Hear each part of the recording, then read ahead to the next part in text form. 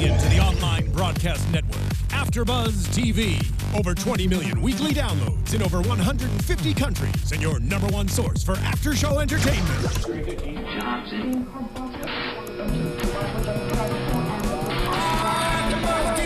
AFTERBUZZ TV, the destination for TV superfans. Producing aftershows for over 300 of your favorite TV shows.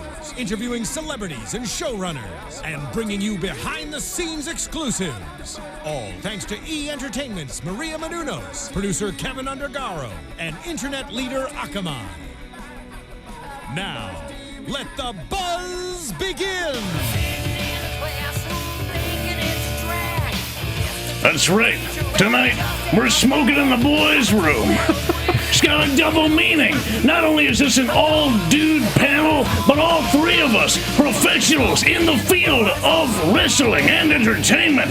I am True Hobo. John LaQuasta was off tonight, and Catherine Kelly is already in New York preparing for SummerSlam. And tomorrow, she is going to be on the Sam Roberts radio show from 9 a.m. to 11 Pacific and from noon to 2 Eastern. So look forward to that. I am True Hobo. At True Hobo on Twitter, wrestling's only True Hobo. That's right. I'm accompanied tonight by Mr. Ty Matthews. How's it going, fellas? We have got, you know what, on this panel, we have nearly 40 years of professional wrestling experience. So you guys are going to get some insider knowledge and probably a lot of dumb jokes tonight. Probably a lot of that, too.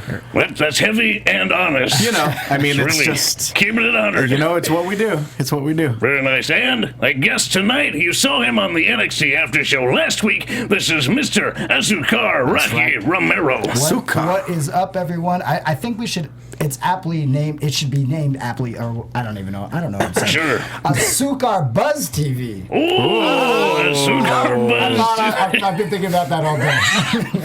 Hashtag Azúcar That's like Buzz messing up when I had TV. the delivery. That's like my favorite. One of my favorite wrestling jokes is what method of transportation do you take to go see animals?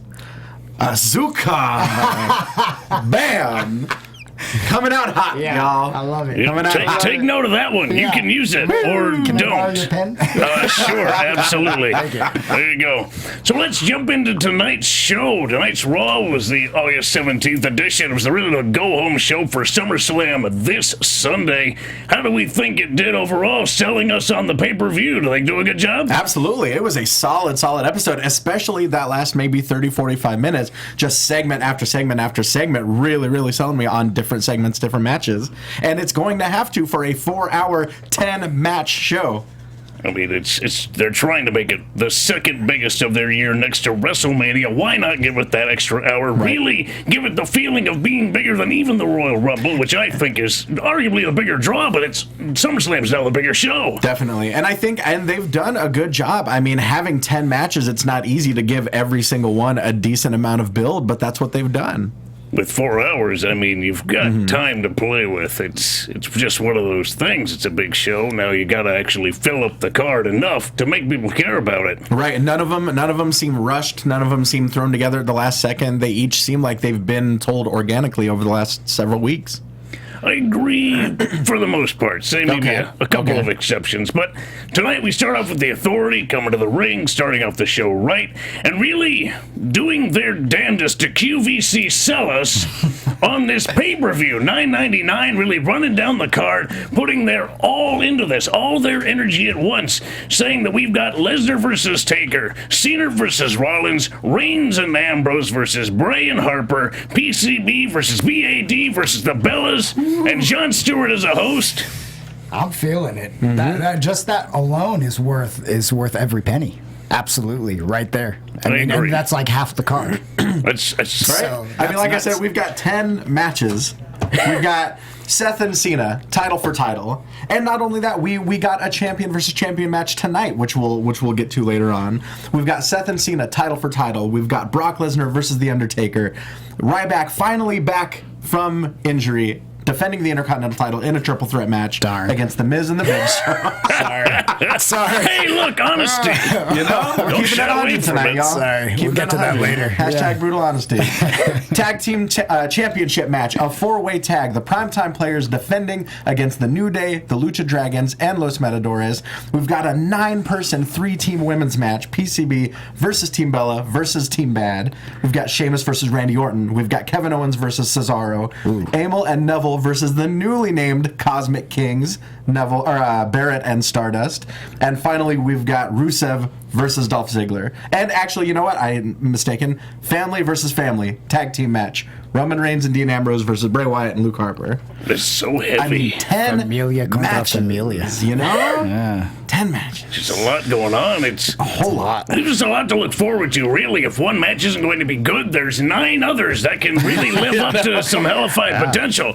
And all of this opening segment bleeds perfectly into Orton and Cesaro versus Owens and Sheamus. What were your thoughts on this match overall? You know, they're doing a hell of a job keeping Owens and Cesaro apart for the most part to really, really sell that match. You know, that match, it's you know, they're going after the indie purists for the last maybe 6-8 months, maybe the last year or something like that. And that match really is an indie purist dream. I mean, if you saw the tag team match on SmackDown, it was Cesaro and Neville versus Rollins and Owens. I mean, they're really going after that demographic, and I think that's what they're going for with this match. It's a lot of untapped potential, arguably, in Cesaro and Owens. But Orton and Sheamus, a lot of people are feeling this is just yet another match We've to seen this a stack it lot. on. We've seen this a lot over the last few years. But you know, at least there's something a little bit more edge to Sheamus now, right? So I mean, we might get a little something out of that. And I liked some of the transitional stuff. That I like the team of Orton and Cesaro and the way they worked this match. Especially there was a cool transition where there was like.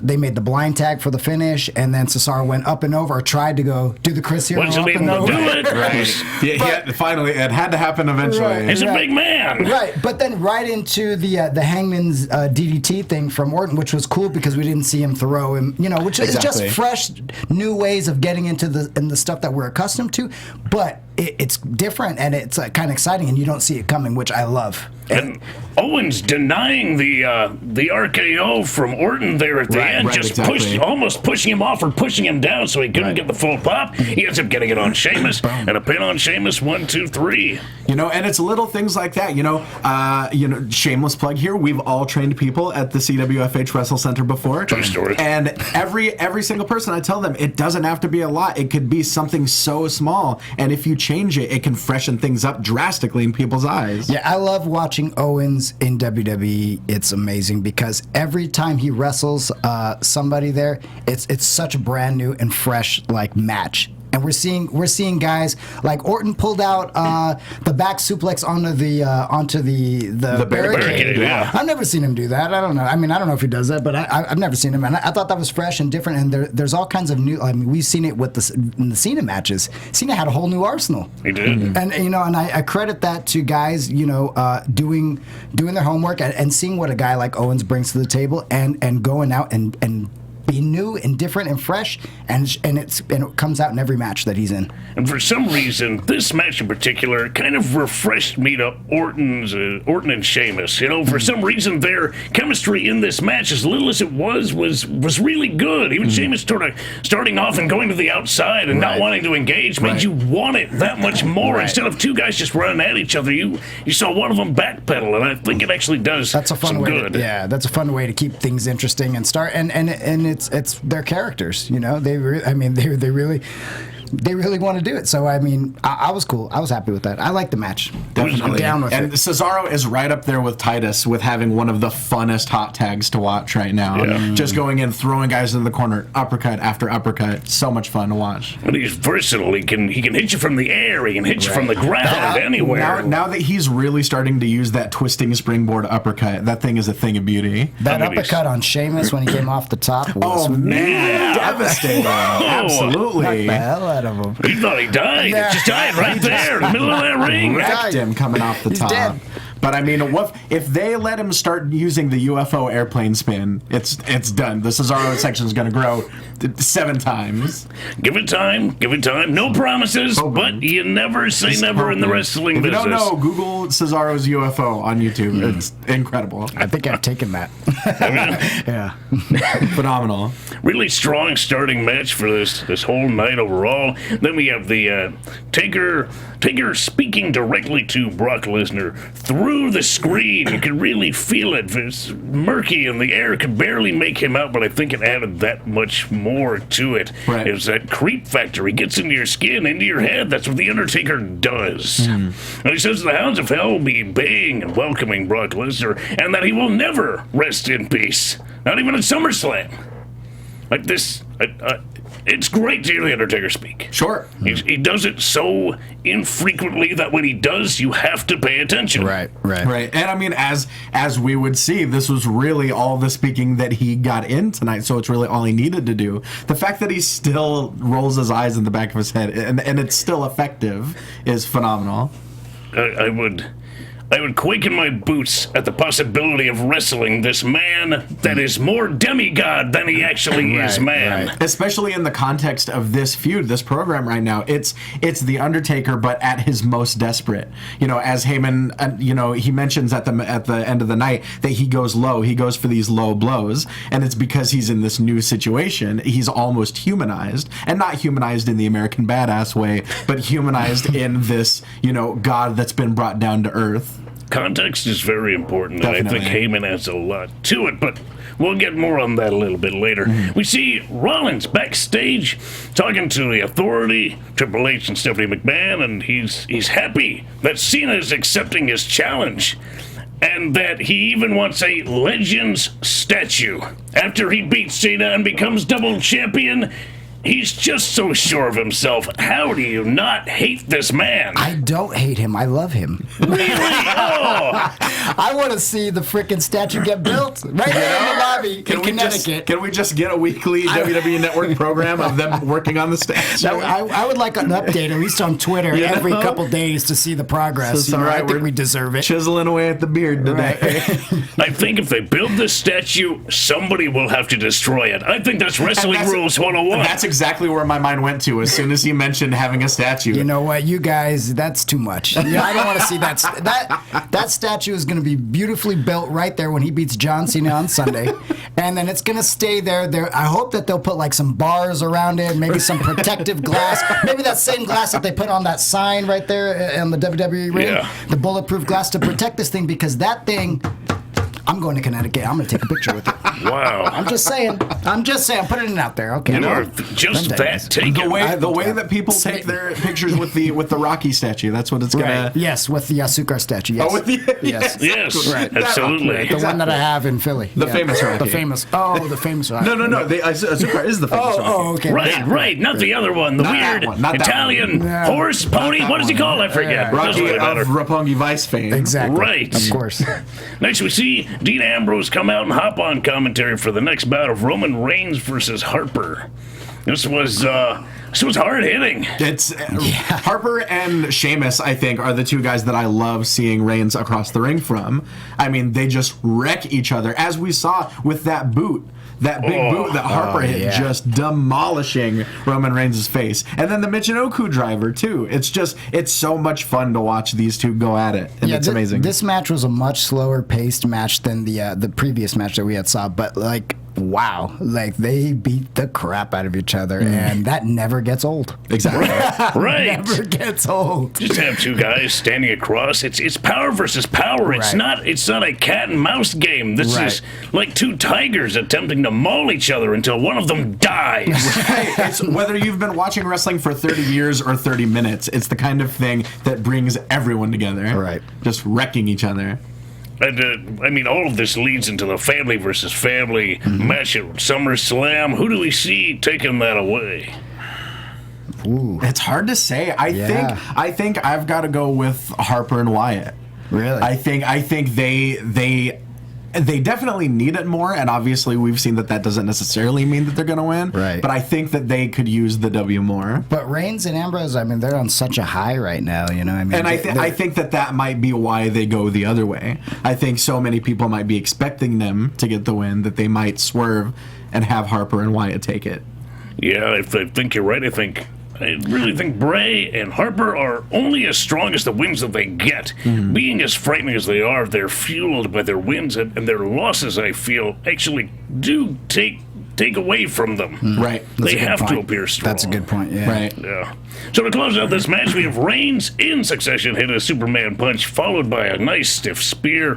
1, 2, 3. I mean, this was a back-and-forth matchup to the highest degree. After the match is over, Bray comes into the ring and poses over Harper's prone body and says, "Follow the buzzards." That was weird. Yeah, I wasn't sure what to think about that. I wasn't sure what they were getting at with that. I thought it almost seemed like he was like sacrificing him to like right. whatever he believes in, because I don't know what that guy's all about, you know, but he's interesting to watch, you know. I mean, I think he's one of the most interesting. I feel like it's hearkening to something that we don't know yet. right. There's something going on, and we don't know what it is, and we can't until the time arrives. And the rumblings have been happening of a third, or I guess a fourth if you count Rowan, of a new Wyatt family member being brought into the fold, and the possibility of that maybe, if my fingers are crossed, maybe being Leo Kruger.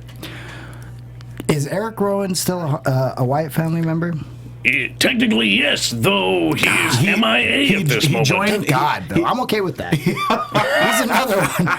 Thank God. I'm okay with 100. Eric Rowan not being a part of the Wyatt family. And I didn't miss him at all. I love Luke Harper and I love Bray Wyatt, and I love their chemistry together. I feel like they really feed off of each other.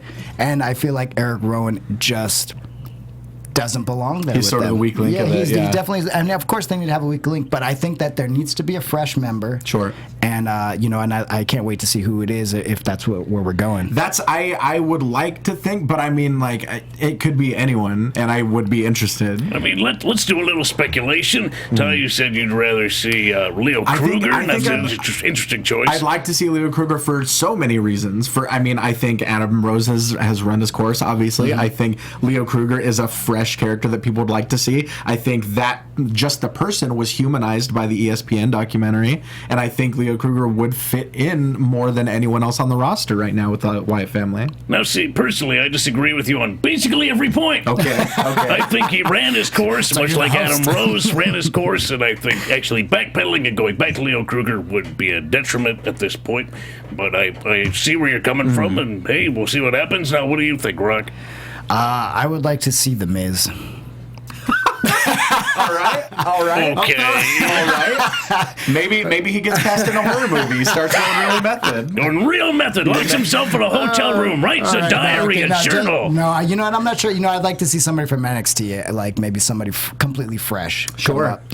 Somebody who we haven't seen on the roster just yet. Marcus Louis. Yeah, that would be fit in, you know? It might actually work, and I might actually say I like Marcus Louis for once in my life. Probably not going to happen, but, you know, whatever. We'll go with it. Never say never. 2 weeks in a row, my bad. I'll sip my drink now. He's getting it. I mean, what about the Ascension, maybe? Ooh. Why not? I mean, I don't know. Couldn't hurt. Next, we've got Tamina Snuka versus Becky Lynch. Now, personally, I thought this match was Tamina Snuka's best singles showing in ever, Possibly maybe? ever. Possibly ever. I thought the exact same thing. Yeah. Just so strong. I mean, the power of Tamina mixed with the real grappling ability of Paige made for this great matchup. Becky, yeah. Becky, even. Yes. What did I say? You said Paige. Damn it! But it's the same. That's It's the same team at Names least. are hard. It's the same It's her team at least. birthday. That's I was thinking about her. It's her birthday today. Happy birthday to Paige. Happy Happy birthday, Paige. The pale horse. But that's 100% a great point. The power of Tamina really just kind of complemented the technical ability of Becky Lynch in such a way that I think we haven't really seen from Tamina very very often. I think she just needs to slow down a lot of times and really pick the power spots. You can't move as fast when you're sort of the anchor of a team like that. Definitely. You got to slow down. You got to hit hard and just pick how you move. She would be the reins in this this trio that they have. Sure. And I think that she could watch more Roman Reigns when he was in the Shield, because that's who she is in this trio. Interesting. And she could, like he did, pick and choose his spots, when to speed up, and you really use that power wisely, and that's what he did. And look how great he turned out with that. Right, and I think that's exactly right, and I think that's why people loved him so much as part of the Shield, and were so quick to turn on him when he became a solo competitor, because I think he's so well tailored to those short bursts of energy, and really, getting the hot tag and getting the shotgun finishes during 6-man tags. And I think progressively he's kind of gotten a lot better in terms of being a solo competitor. But I think that's exactly right, and I think Tamina is the same way. Tamina is Reigns. I think it's the first time I've ever heard that comparison. But it's so apt. It's sort of like, how did we miss it? Right. Sure. They both use, Samoan drops. Oh. I do? Yeah. I mean, arguably similar backgrounds while not being the same. Right. Could be something, maybe a team out of them. Maybe. Something in the future. Interesting. Mixed tag thing. Huh. I don't know. We don't know. Let's put over Becky Lynch, because she's awesome. Absolutely, and what a finish we saw to this match as well. The crucifix right into the disarmer. Yeah, that Unfortunately, was cool. Becky Lynch is so consistent that she gets overlooked in a match like this because she's so good that her opponent looking better than usual. To focus on them, you talk about them, but you're 100% right. Becky Lynch, this was her singles debut on Raw. Yeah. I had no idea. Right. But if you're going to have a singles debut, this is the singles debut to have. This is another strong match that shows this Divas Revolution, or this female revolution that we're seeing. Divas Revolution. Yeah, I mean, if you like the word diva or not. Right. In the WWE, because this was another match that showed again that they can deliver, and that they need to be the focus of these shows. They really do. And it was a great match. Perfect amount of time was put in. Everything was executed nicely, and great match. Story was told, and it sets up possibly for a victory from PCB over the other two teams at SummerSlam, but that's not the only match of the night for the ladies. They'll be back a little bit later on, but first we've got Rusev versus Mark Henry. With Lana on commentary, Rusev, of course, was Summer, because that's gotta be something. And this match was deja vu for me from when Rusev first debuted. He comes out, he's repping Bulgaria like when he started. Mark Henry comes out with the American flag. He comes out, nobody expects him to win. It's kind of all the same, with the exception of Summer Rae standing in for Lana, which is fitting. And what about Summer Rae looking exactly like Lana? I mean, with the hair up, and that was... It's a great touch. Yeah. It's a little Freaky Friday. It is. Just much taller. Is she really? I guess I haven't really noticed. I think so. It's the heels. One of them's always wearing shoes or not. Camera perspectives. Let's get them side by side. Let's have a weigh-in. I would love to see... There you go. I would love to see a mixed match. Right now, they're really gearing up for Rusev versus Dolph Ziggler. That's sort of what they were saying backstage. Well, and let's get to the rest of this. I ran ahead of myself even. Happens from time to time. Rusev gets the win. Mark Henry still trying to look strong, real hot, real quick. And to be fair, looking stronger than I expected him to. Fighting out of the accolade at first before Rusev has to really kind of put the boots to him and muscle him into it. I mean, I couldn't even fathom trying to get that man into an accolade. Right, exactly. The fact that he was even able to at all is... Just a real feat of strength. Just going to bend this giant man into shape. That was impressive. It was. Impressive. Yeah. And then we've got, Rusev and Summer leave the ring. In comes Lana, issuing a challenge. She wants to fight right then and there. I mean, last week Summer put her in the accolade, so this week Lana wants a little bit of retribution. She took off the heels and she was ready to rock. She's like, when she's ready to go, she flips them shoes off, man. I like that. She's ready to rock and roll. It's like the fight outside the club. Take off the earrings. That's when it happens. That's when it happens. It's getting real. You guys spend a lot of time outside the club, do you? Not so much inside. Outside's where everything's happening. That's where all the good action is. Just set up a commentary booth and talk about the fights and actually as it bets happens. and stuff. I mean, that's good. Oh yeah, maybe I should come to the cup with me this weekend. Will do. Yeah, rolling dice. Yeah. That'll be fun. So. Summer gets right back in that ring. Lana, right hand, out of the gate, knocks her straight to the floor. Yeah. You think this is over? Lana wants a piece of Rusev. You know, and she's like, now you. He's a little confused, but a little like, all right. All right. I mean, okay. Whatever. And then he gets in. Dolph Ziggler returns right there. Yeah, that was cool. Lana was really hoping for it too. Looking at that. Yeah. He comes in, runs roughshod over everything. Lana with a big kick to Summer Rae, not taking her out of the picture. Wait. Let's, getting a little ahead of yourself. So Ziggler runs in, hits a huge leaping DDT on Rusev, goes for a big old super kick. Rusev uses Summer Rae as a human shield. Piece of garbage. I thought for a second that super kick was going to happen. Yeah, it was close. It was close. It was close. So Rusev hiding behind Summer Rae, and the look on his face, if that doesn't prove that Rusev has some of the greatest facial expressions, just his eyes and the smile on his face, knowing that he was taunting and goading Dolph Ziggler. So he's hiding behind Hot Summer, and he's hiding behind her, and we think that that's it. And then Lana, out of nowhere, does almost like a jumping crane kick almost to the back of Summer's head. It was like a flying head kick, crane kick thing. Yeah, it was pretty. It was pretty cool. She seemed like she's ready to go. Yeah. And so that is why we were all expecting a mixed tag to be made. I think it's what everybody wants. Sure. I mean, really deep down, this whole thing's been building, and you want to see these two ladies actually go at it. And because also it's transcended the point of just cat fights. We've seen Summer put Lana in the Accolade. We've seen Lana bust out this huge leaping kick on Summer. Right. They've shown that they could do more than just pull hair and roll around, Like, it needs to happen in the ring. In my heart, I was really hoping that the lead-up for this would have each team having Rocky-style training montages with their female counterparts, and it would really create a big fight feel, but it seems like it just never got there.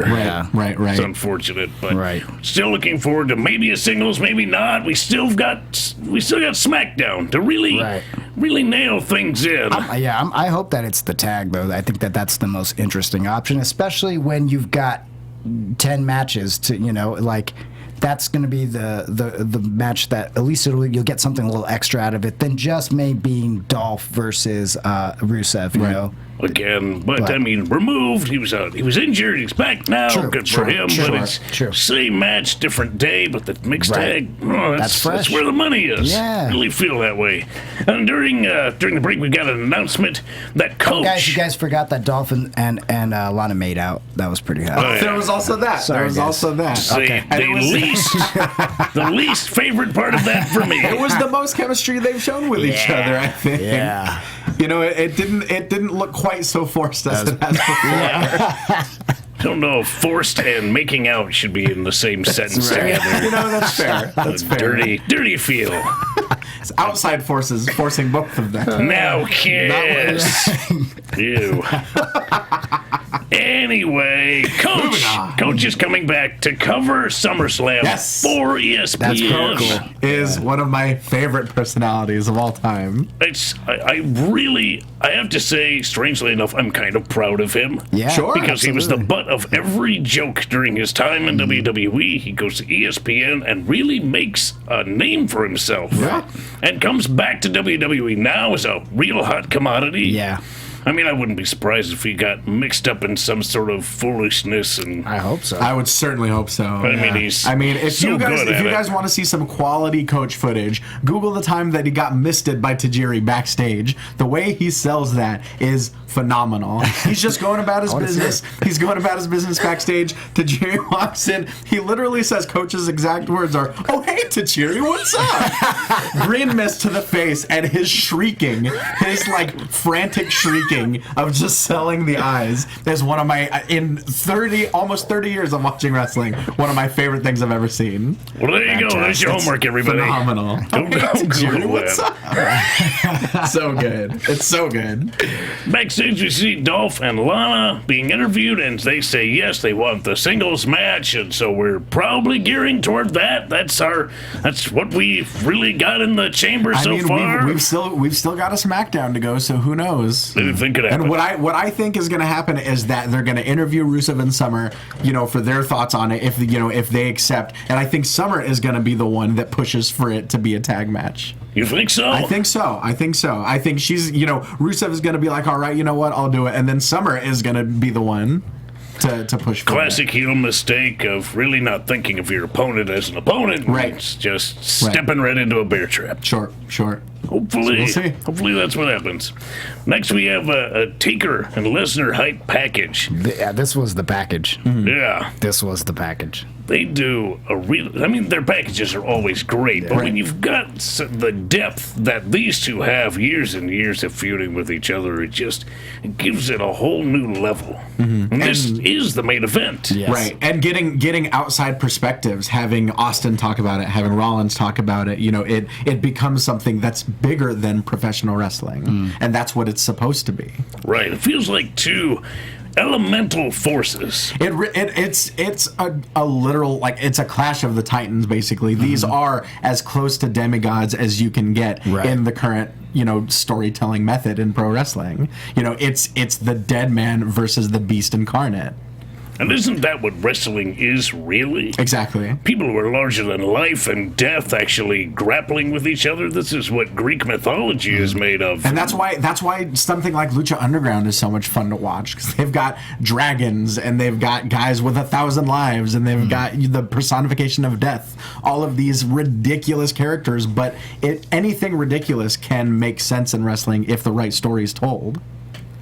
It's a good way to put it. I like it. Yeah, I like that. You're selling me on Lucha Underground. Still haven't seen it, but you know what? who knows? The season's over. You've got 39 episodes to binge watch. Just watch it. They're not on the Netflix yet. They're pushing that real hard. Yes, but, hey, good for them. Yeah, you know what's been cool about this feud too is did this basically start at that UFC?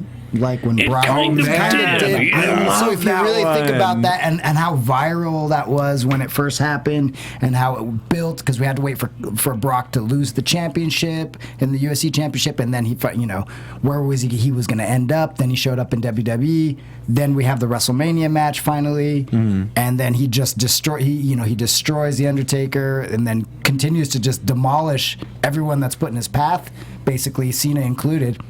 The birth of Suplex City, right, and then to the moment that we are now, when the Undertaker came back the last pay-per-view and gave him the ball shot from hell. It's definitely got its history. God, I forgot about that moment. Scorpio Sky and I always reenact that moment. You want to do it? It's such a great line that encapsulated so much. Could you do it for us? Yeah. It's just Brock walking by, Undertaker. You want to do it? And scene. That's very good. That's it. That's all you need. That's all you need to tell that story. You want? I got a little choked up. For your consideration. But yeah, this is a good feud to binge watch as well. When you really think about it, there's so much going on. But yeah, it's enough of this. I mean, there's more. There's so much more. Right now, we've got Ryback versus Miz. Big Show on commentary. How do you feel about it, Rock? Ooh, you know what? The Ryback. He's back. He's back. He's back. And big. And he's the IC champion of all things to be. Yeah. But The Miz.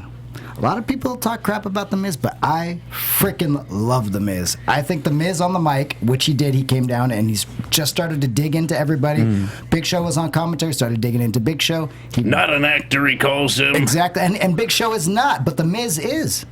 The Miz is you can argue the Big Show all day about that. To be fair, the Big Show has done several movies, including Jingle All the Way. And that dude can cry on cue. If that's not a credit. You try and freaking do that. I've never seen The Miz cry ever. I think he's had his tear duct sealed. It's one of the many things he's had done to his face. But it was that promo. He really, he can nail a solid heel promo. And look at the time that he had. He had 30, 40 seconds, 45 seconds at the most, a minute. and then he gets to all these different points, makes fun of two different people, and then still, he's the man. He establishes his own persona, which, I mean, just this slimy actor, buries both of his opponents while not necessarily burying them, sells the triple threat match, arguably the match I'm not quite as excited for as the rest of the card.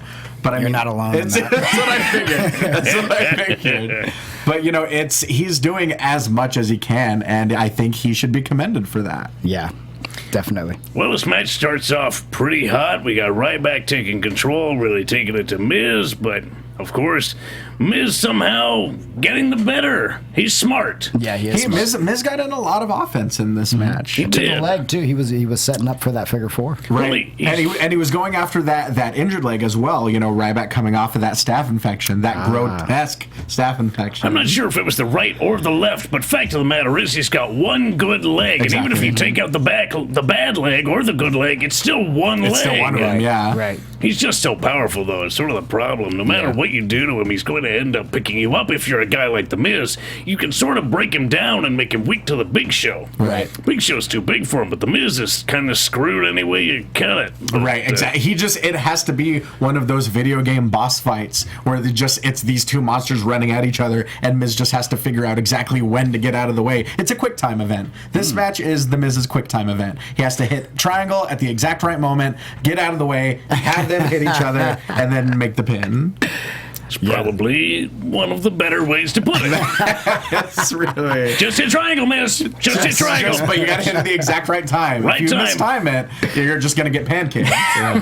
Acme style. Right. I mean, what are his chances of winning? I actually think they're fairly high. I think they're pretty good. I think if they can book it in such a way that they essentially take each other out and he takes advantage. Exactly, and that's all what Miz is all about. He takes advantage. He takes advantage of all the roles that he's given, and all the great movies that he's made, and and this will just be another test of that, and on Sunday. Sure. Another award to put on his mantle. Exactly. But not tonight.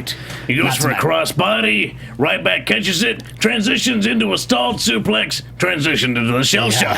Great stuff. Yeah. Power. That was the pretty man cool. is Three transitions. just Great. That was pretty cool. power. Yeah. And that's all she wrote. But Ryback is still hungry, wants more, invites Big Show into the ring. Big Show doesn't want any of that. He's got to take a walk. Just walked off. Leaves everybody wanting. Yeah, left him hanging. Absolutely. And I mean, to be fair, from a storyline perspective, I mean, he has no reason to get in the ring. Why should he want to? He wants to save himself for this big match. In character terms, winning the IC title is a step towards reestablishing his legitimacy, which in itself is a step towards getting people to stop telling him to retire. Don't think that'll ever really happen. And that's one of the more heartbreaking things to me. Like, that's such a personal chant and kind of thing that's been happening. Big Show and Mark Henry are going to be the Mae Young and Mulan Mae Young. That is the biggest Mulan Mae Young of the next generation. That's phenomenal. Yeah. I mean, we talked about it when we were in the room. Mark Henry, it was almost 20 years ago that Mark Henry debuted with his American flag singlet and his beret. Right. Whatever that hat's called. Whatever that is. There's something. Yeah, it's... Daryl, if Daryl Pink is out there, he knows what that hat's called. Daryl Pink looks like Daryl Mark rocks Henry. that hat all the time. I love Daryl. But I digress. That was a Kangol hat, right? Is that what it was? That's what it is. Was it Kangol? Oh, the Kangol. It's like what's Samuel Jackson music. Exactly. Yes. That's exactly right. That's exactly right. Right. See? We don't even need Google. Next, we've got Triple H and Stephanie in the ring for the contract signing for Cena versus Rollins, title versus title.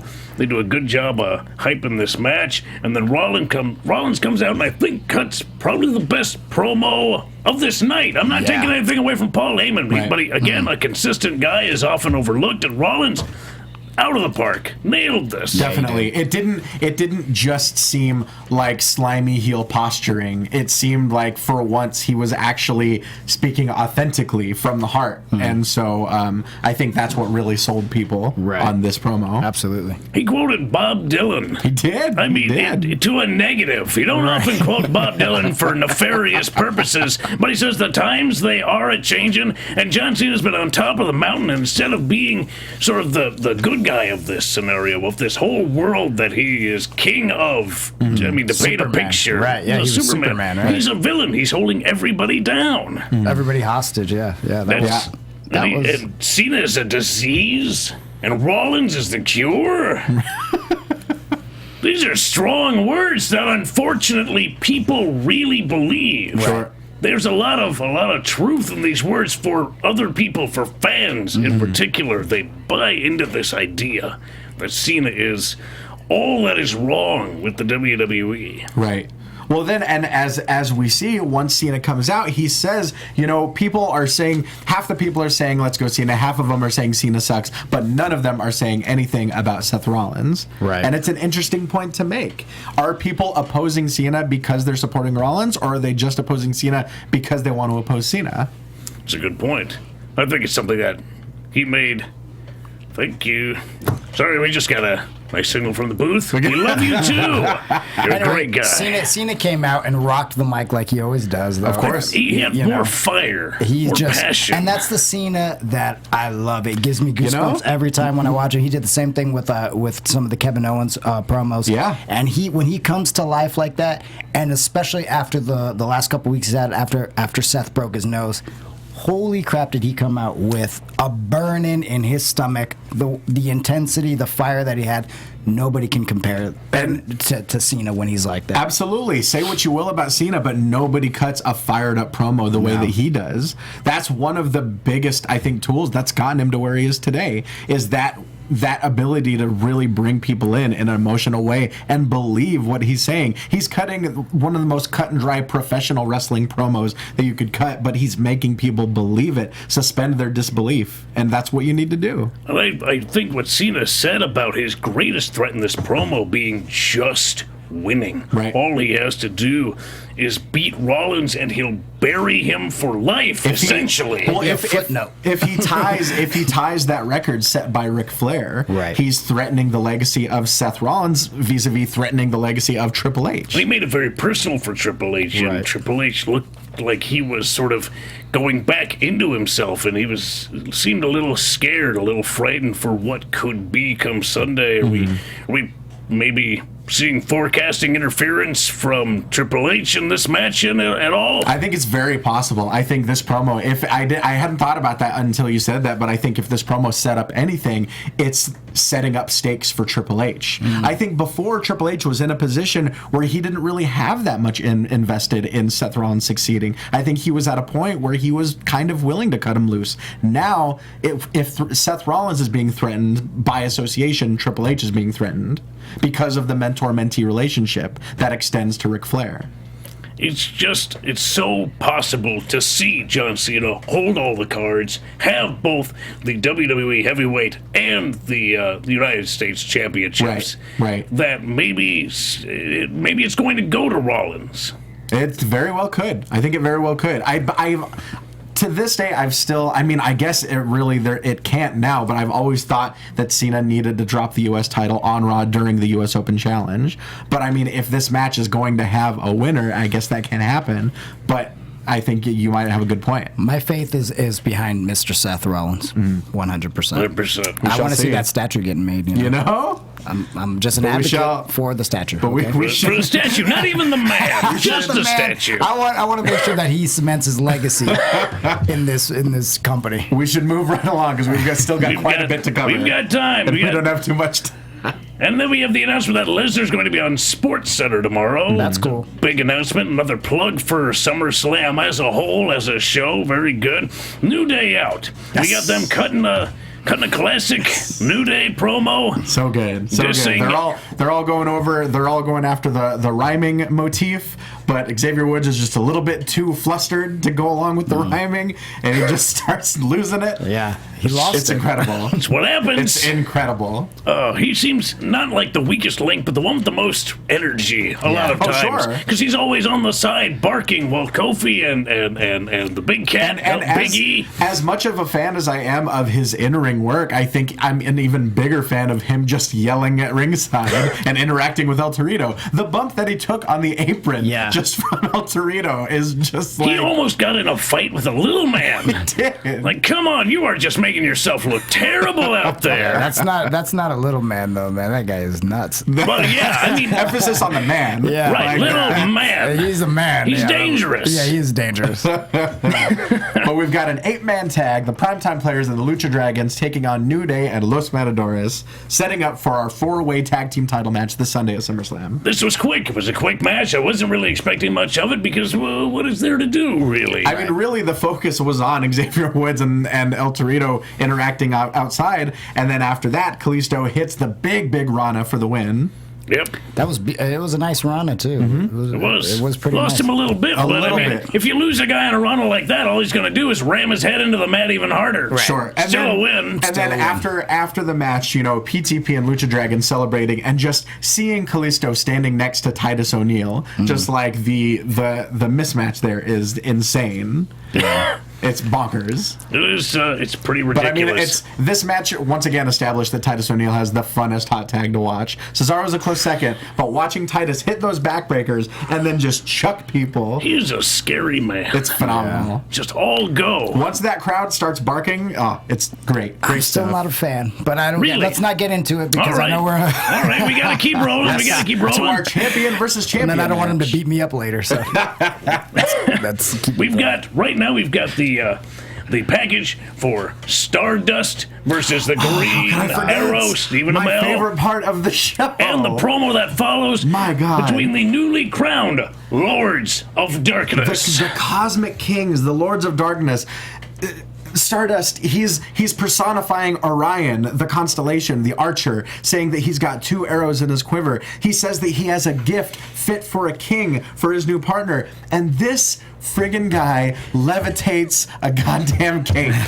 He just raises his hand and levitates a cape that like fits with his character. It's similar to his Mr. Sinister gear, and it's for Barrett. It's for King Barrett, and he crosses the chains and he puts on this like space cape, and it's the coolest thing that I've ever friggin' seen in my goddamn life. I thought I was watching an Ed Wood movie. It was. I was waiting for somebody's tombstones to start falling over. The little pie plate flying sausage. George the Animal Steel, the only thing really missing. Exactly. In place of Thor Thor Johnson. Johnson. Right. But my God, this promo was just like, I could not get over it because they're both so good at talking, but also the fact that they were able to fit Barrett as the King of the Ring in with this crazy beyond reality character, and they made it fit. They made it mesh. Barrett is essentially a comic book villain by association now, and I could not be more excited for this. And with another short segment that got me really excited about the match Exactly. and the pay-per-view. I mean, this is what this show was all about. This Raw, and it did its job again.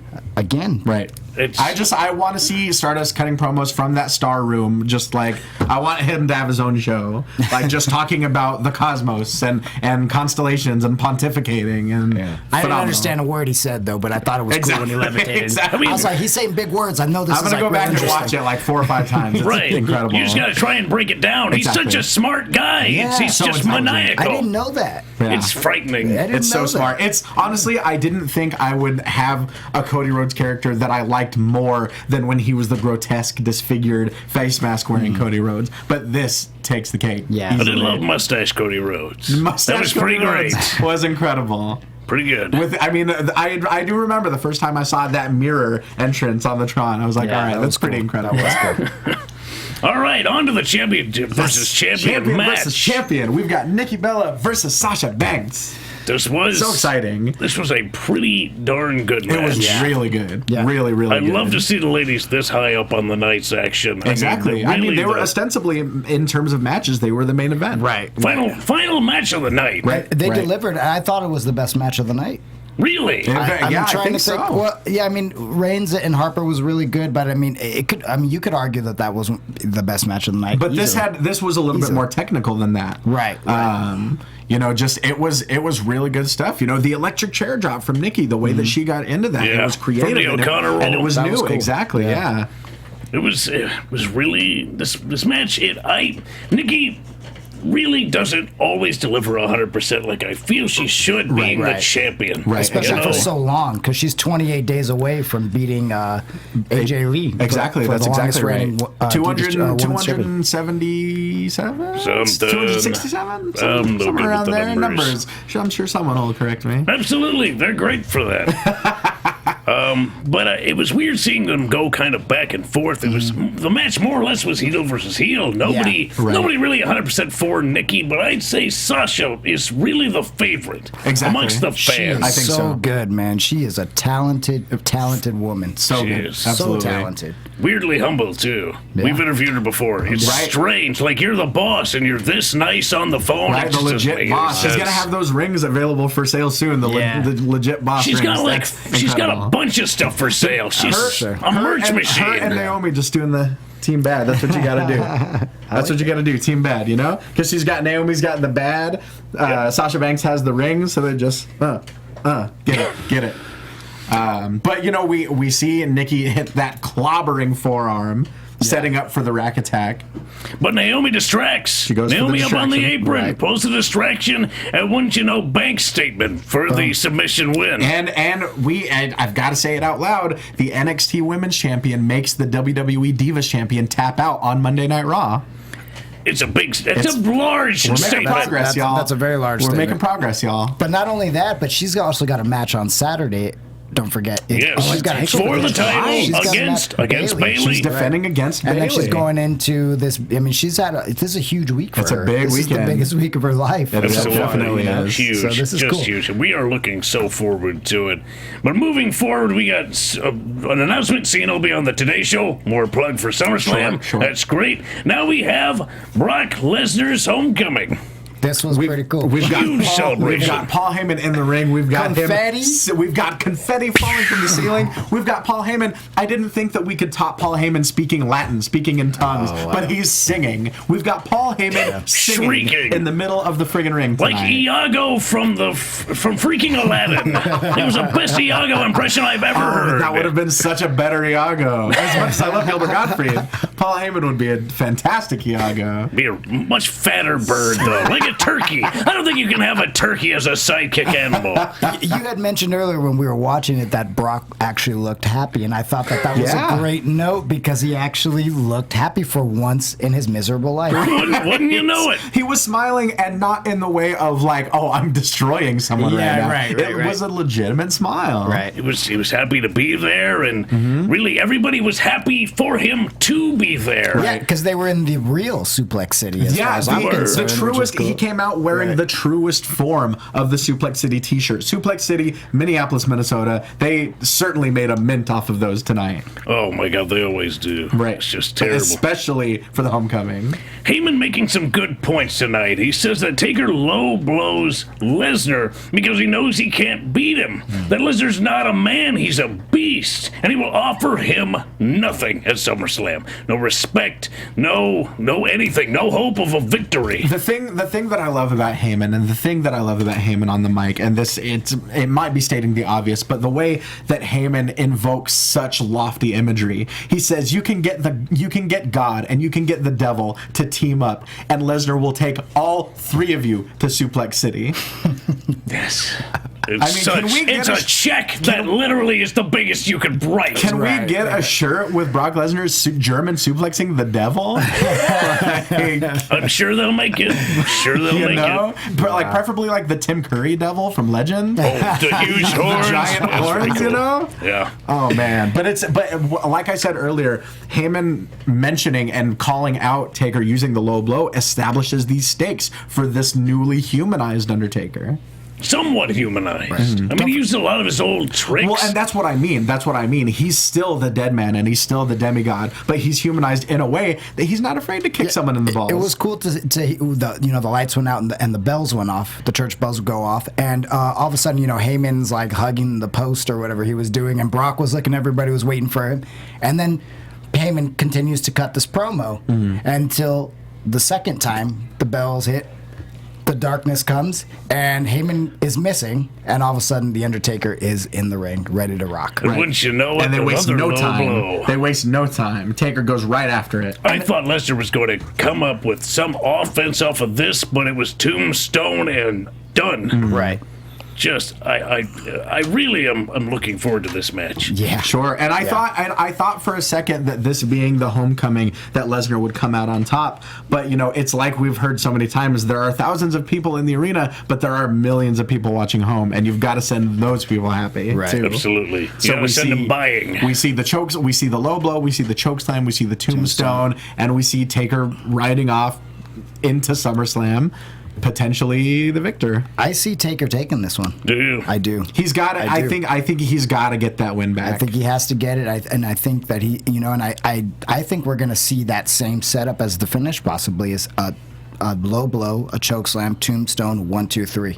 What if it goes to a double count out, double 10 count? These guys work each other into the ground till they cannot do any more. As poetic as that would be, I think that would enrage too many people in attendance and watching at home. But I think it would leave them actually buying future pay-per-views. Right, because we have WrestleMania to build to, and I feel like that's where it's possibly going, and to this next In singles match. Texas, of all places, might be the last run for the dead man. But I think that in that case that would be the rubber match.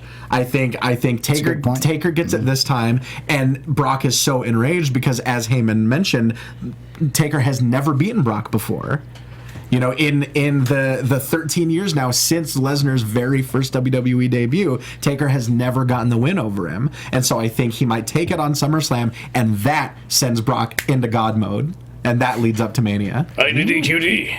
Yeah, there you go. Yeah, that's a deep cut. Yes. We are over time. Deep cuts. We're we over. have got to send this whole thing home. Time. Where can the people find you? You know what? You know what it is. Ty Matthews PMA on Twitter, on Instagram. Watch Championship Wrestling from Hollywood every Saturday night. I will be making my return very, very soon. Come to the tapings in Port Hueneme and come out to the Central California Comic Con on August 30th. I will be wrestling Tara Calloway one-on-one. Cool. Big deal. Rocky. Yeah, find me on Twitter at AzukaRock, AZUCARROC. Put over Ring of Honor. You'll be in New York. Ring of Honor this Saturday night, MCU Park in Brooklyn, Coney Island. Come check us out. It's going to be... Look, tickets are already sold out for NXT, so come on down and hang out with us. It's going to be fun. And this weekend, watch NXT on Saturday. Come out to Hollywood on Sunday. Watch SummerSlam afterwards. Oh, we got the New Japan guys. Shinsuke Nakamura is going to be in the house. That's right. Okada, Kazuchika. It's going to be awesome. Big deal, big deal. And I myself am going to be in New York this weekend for SummerSlam and NXT for AfterBuzz TV. But in the meantime, you can contact me at True Hobo on Twitter, ProWrestlingTees.com/Hobo. And if you want to buy an NXT shirt, that's at SoapboxCardTV.Spreadshirt.com. And if you want to learn how to wrestle, just call 818-381-2563. Thank you for watching, everybody, and I want you to have a good night and a great SummerSlam. All right. From executive producers Maria Menounos, Kevin Undergaro, Phil Svitek, and the entire AfterBuzz TV staff, we would like to thank you for listening to the AfterBuzz TV network. To watch or listen to other after shows and post comments or questions, be sure to visit AfterBuzzTV.com. I'm Sir Richard Wentworth, and this has been a presentation of AfterBuzz TV. See you later. The views expressed herein are those of the hosts only and do not necessarily reflect the views of AfterBuzz TV or its owners or principals.